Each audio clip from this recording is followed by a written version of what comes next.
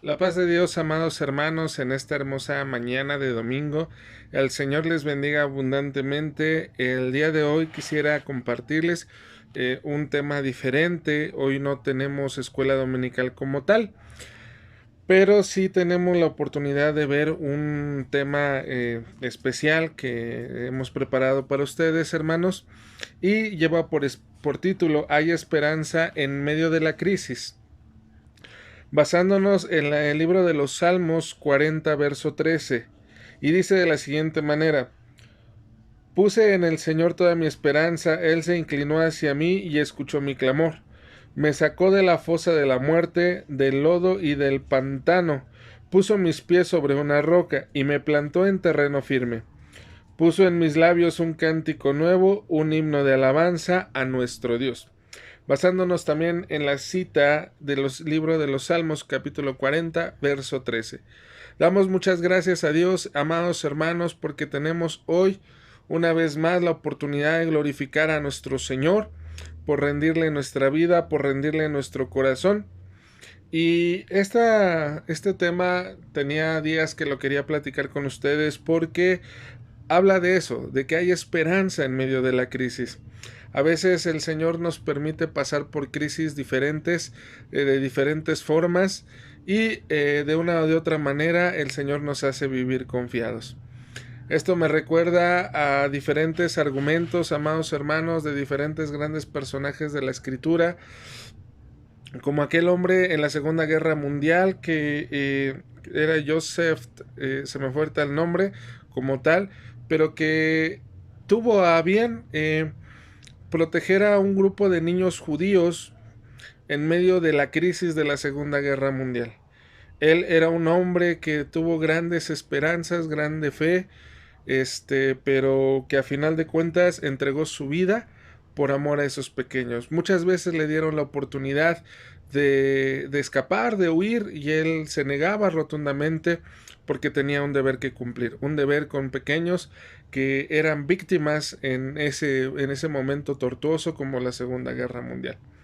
Otro personaje también que fue uno de los más poderosos predicadores y traductores de la palabra. También otro que ese sí no se me olvida, el creador del hermoso canto Sublime Gracia, que en medio de una crisis encontró el Señor. Y cuántos no podríamos mencionar. Incluso los pasajes de la Biblia que conocemos con el apóstol Pablo, con el apóstol Pedro, con Elías, con los profetas, con los reyes. Cuántas y cuántas experiencias no podríamos contar acerca de hombres y mujeres que han pasado por diferentes crisis en momentos difíciles, que han atravesado literalmente el mar en seco, aún en medio de una persecución. También lo vemos con el pueblo de Israel en general, cómo ha pasado por múltiples crisis, pero al confiar en su Señor, al confiar en su Maestro, el Señor ha estado con ellos. Nosotros, más actualmente, como pueblo de Dios, hemos sido testigos de igual grandes momentos difíciles, grandes momentos de persecución o de dolor o de angustia, pero hemos sido testigos del gran poder del Señor.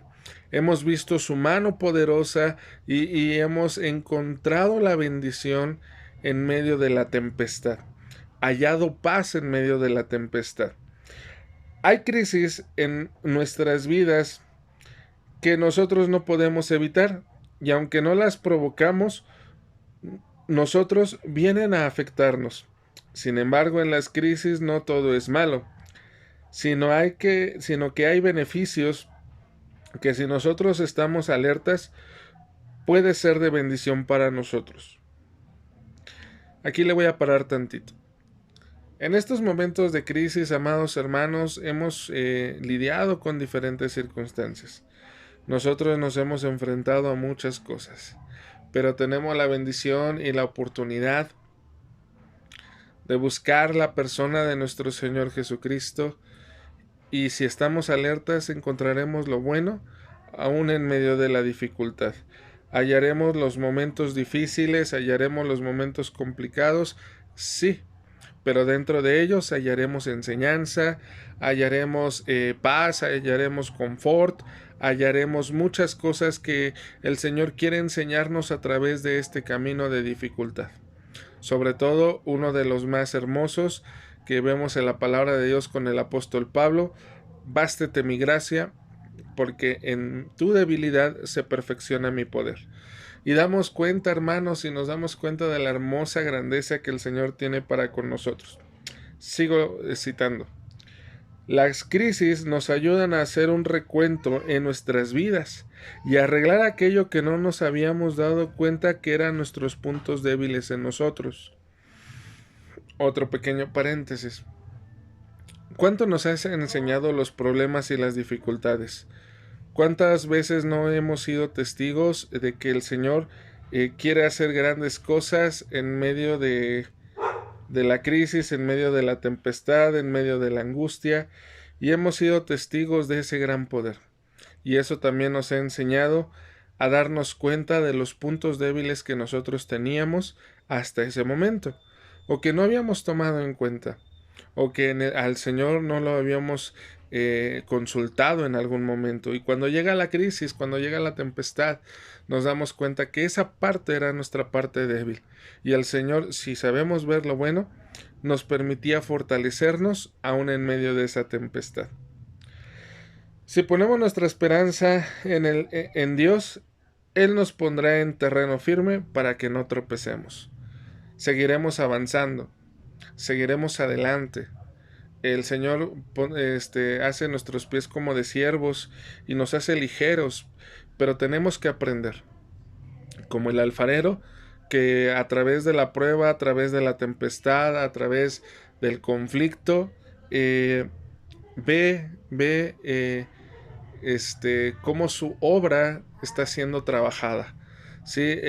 Al referirme a la prueba, al conflicto, es al ser moldeado de una pieza de barro en bruto a ser pasado por el horno de fuego. Y muchos sabemos, amados hermanos, de que hay muchas piezas de cerámica que inclusive valen mucho más que joyas preciosas, porque fueron hechas por grandes artesanos. Cuanto más nosotros, que somos la obra maravillosa y perfecta de nuestro Señor Jesucristo, quien Él tuvo en consideración ponernos en la corona de la creación. Entonces, si el alfarero está con su obra que no tiene ojos, que no tiene pies, que no tiene alma, si el platero, si el joyero cuida su obra que no tiene sentimientos, a pesar de que tiene un valor económico, cuanto más nosotros que somos hijos del Señor, creados por sus manos y por su voluntad, tenemos la oportunidad de rendirnos delante de Él y de tener estos momentos especiales en su presencia. Por eso, hermanos, el Señor cuida de nosotros aún en medio de la tempestad, aún en medio de las luchas. En las crisis, Dios se manifiesta. Basándonos en la cita de Juan capítulo 9, verso del 1 al 3, dice de la siguiente manera, voy a leer hasta el 4. Y dice así: al pasar Jesús vino a un hombre ciego de nacimiento y le preguntaron sus discípulos, Rabí, ¿quién pecó, este o sus padres para que haya nacido ciego? Respondió Jesús, no es que pecó este ni sus padres, sino para que las obras de Dios se manifiesten en él. Me es necesario hacer las obras del que me envió, entre tanto que el día dura. La noche viene cuando nadie puede trabajar. Nos damos cuenta que el Señor quiere manifestarse a través de en medio de las crisis. Muchas veces nos preguntamos por qué Dios permite que la crisis nos afecte, no solamente al mundo que nos rodea, sino también a los hijos de Dios. O a veces nos han cuestionado, bueno, si eres cristiano, ¿por qué estás pasando por esto? Si eres cristiano, ¿por qué estás lidiando con estas circunstancias? Si eres cristiano, ¿por qué te enfermaste en esta pandemia? Si eres creyente, ¿por qué tu familiar, tu ser amado ha partido con Cristo? Si eres cristiano, ¿por qué y por qué? Simple y llanamente, nosotros como hijos de Dios, cuando a veces pasamos por estas cosas, recurrimos a la palabra y encontramos respuestas tan hermosas como esta. No es quien pecó, ni sus padres, no es que pecó este ni sus padres, sino para que las obras de Dios se manifiesten en él. O parafraseándolo, para que las obras de Dios se manifiesten en nosotros.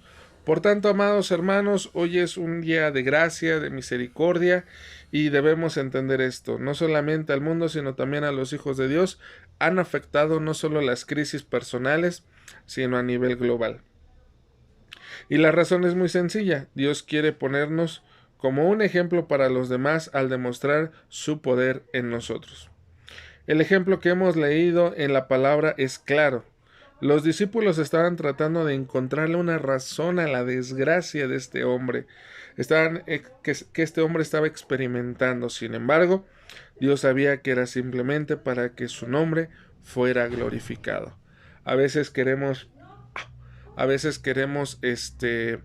buscarle una razón a cualquier situación por la cual nos estamos enfrentando a lo que viene en el camino de nuestra vida, ya sea a la enfermedad, a la muerte, a los problemas económicos, a los problemas en familia, a los problemas en el trabajo, pero a final de cuentas el Señor quiere que nosotros aprendamos.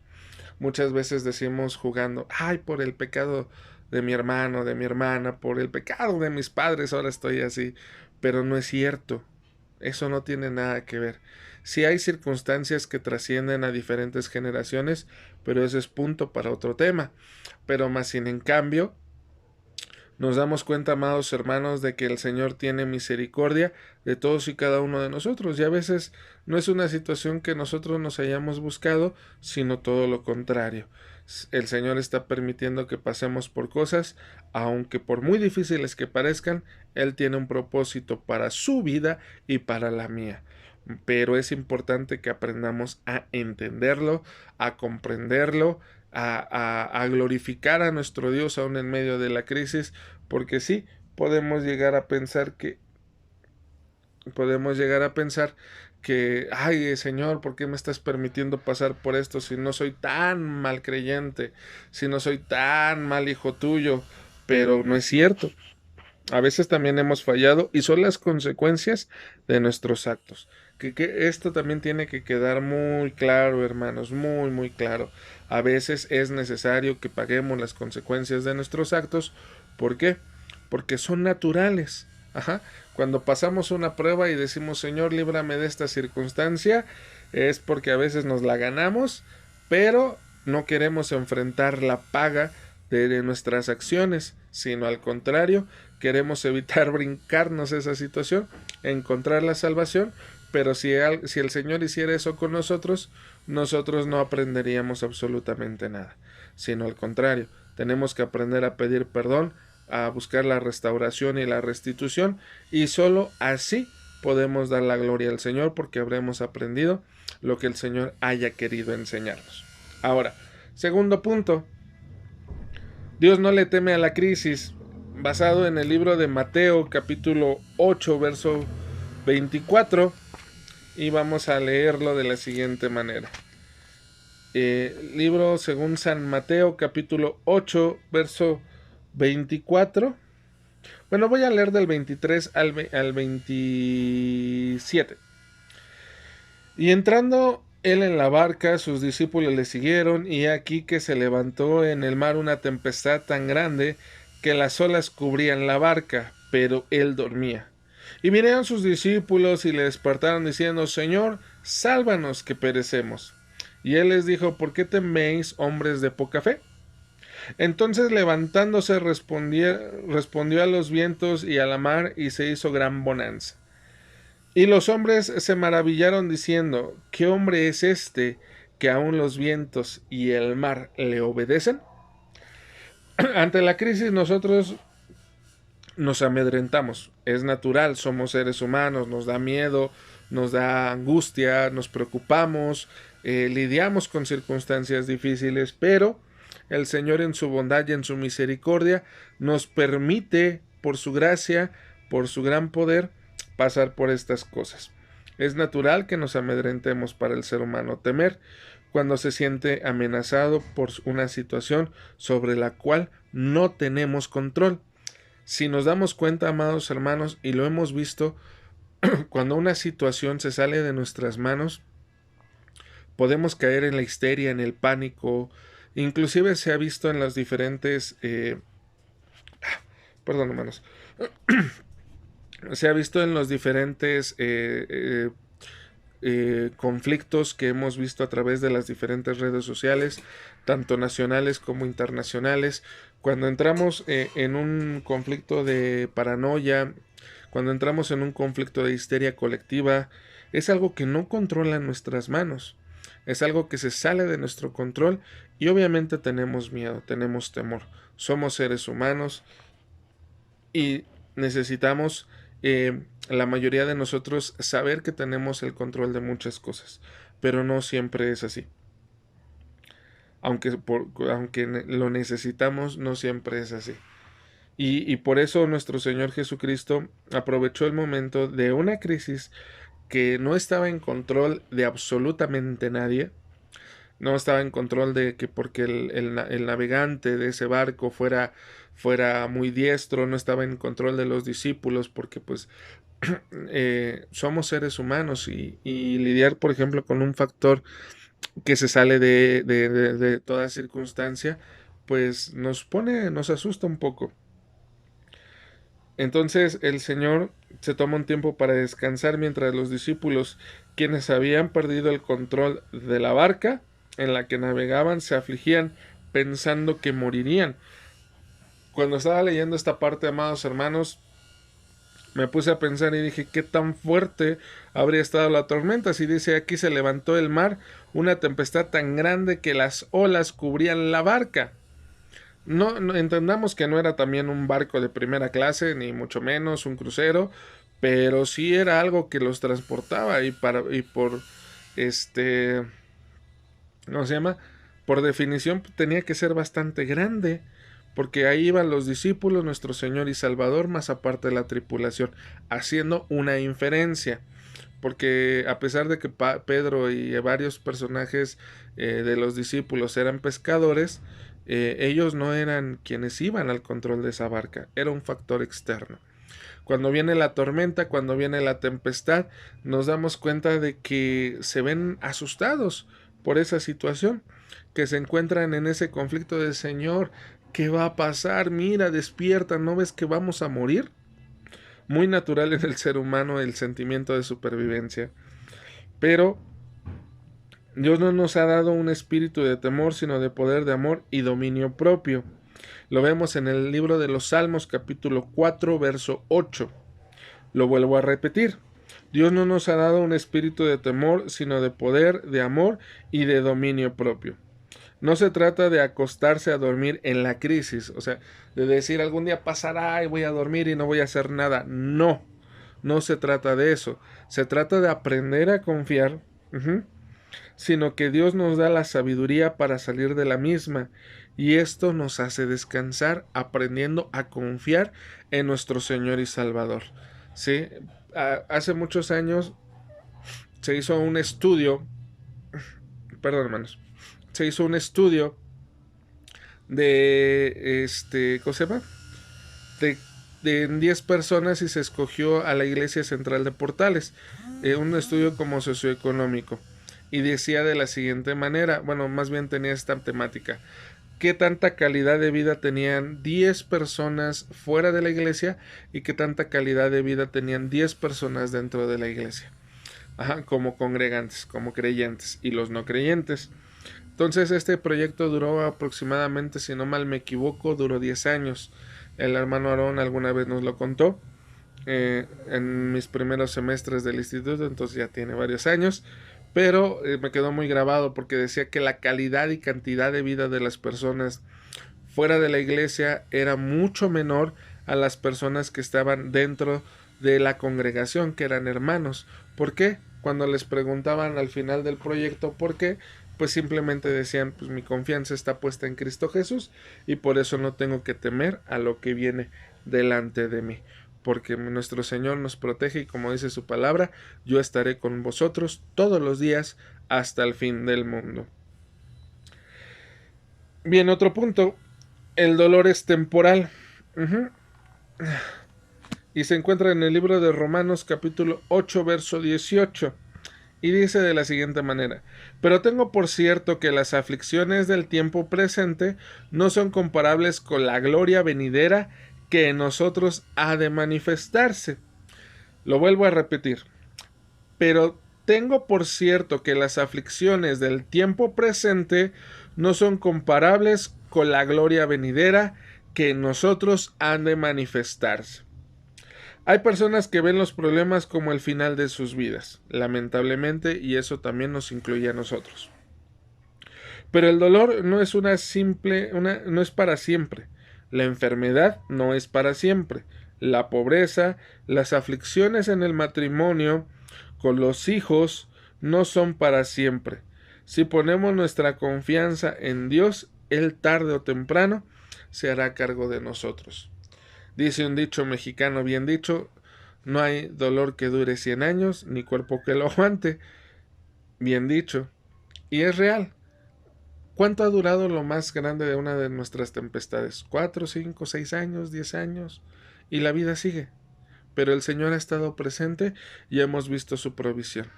Cuando hemos estado en algún conflicto, ya sea a corto, mediano o largo plazo, hemos visto su provisión. Y aquellos que confiamos en el Señor, tenemos la bendición y la dicha de decir: Señor, tú proveerás. No importa lo que pase, no importa la angustia, no importa la tempestad, tú proveerás. Por tanto, amados hermanos, es importante que aprendamos esto, como nos lo dice el escritor del libro de Romanos, que la gloria venidera que nosotros ha de manifestarse, ¿sí? No tiene comparación, no tiene comparación ninguna aflicción con la gloria venidera. Es una promesa de parte de Dios a nuestras vidas,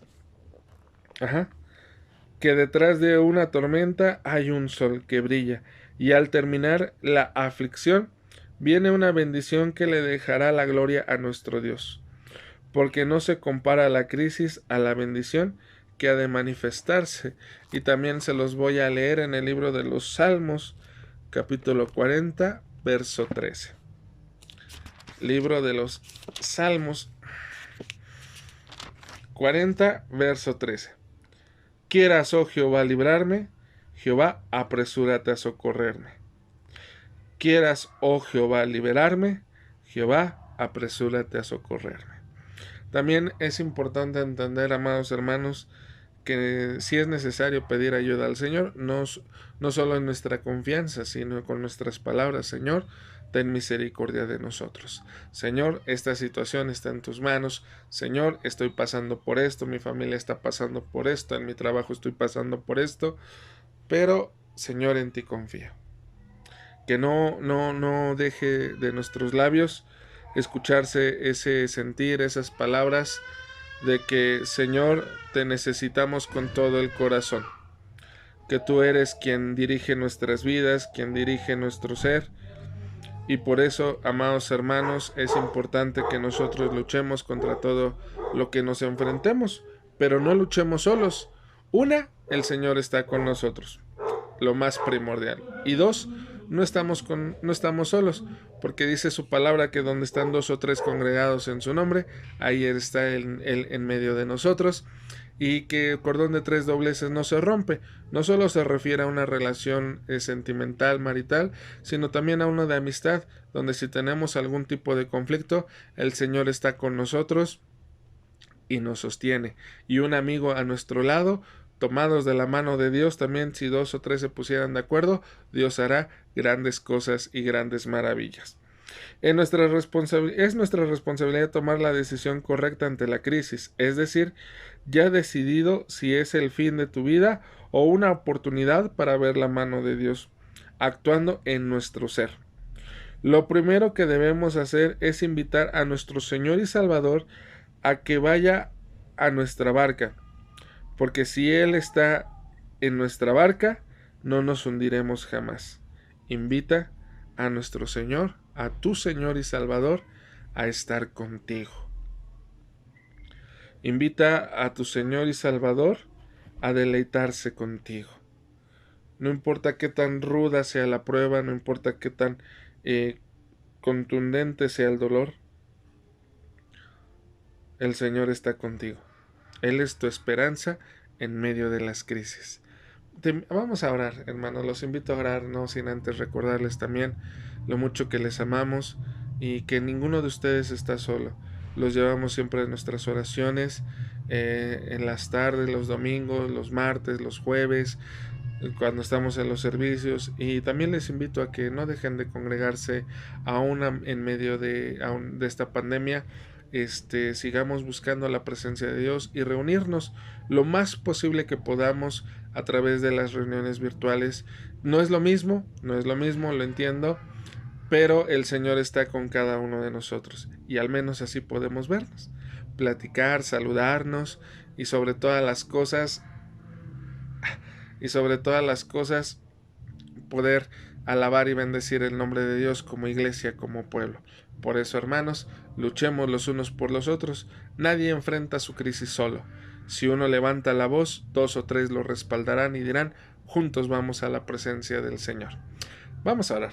Padre eterno, Dios lleno de gracia y de misericordia, tú que estás con cada uno de nosotros, te agradezco infinitamente, Señor, por esta oportunidad que tú nos concedes, Señor, de lidiar en frente de las crisis, Padre, y saber que tú tienes un propósito definido para cada uno de nosotros, bendito Salvador.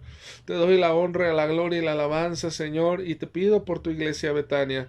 Te pido, Señor, que tú los levantes, que tú los fortalezcas, Señor, y que nos conceda la oportunidad y la bendición de rendirnos delante de tu presencia.